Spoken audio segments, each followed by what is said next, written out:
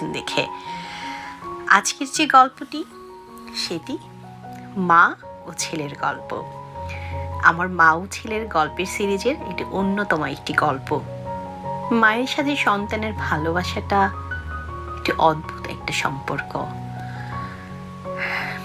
সময়ের সাথে সাথে সেই সম্পর্কর পরিণতিটাও ভিন্ন হয়। ছোট থেকে বড় হওয়া একটি সন্তান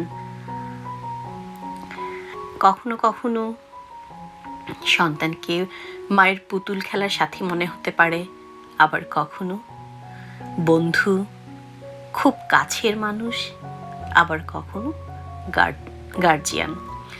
তো সময়ের সাথে সন্তানের সাথে মা বাবার যে সম্পর্ক তা এক চিরন্তন সত্য ও বাস্তব।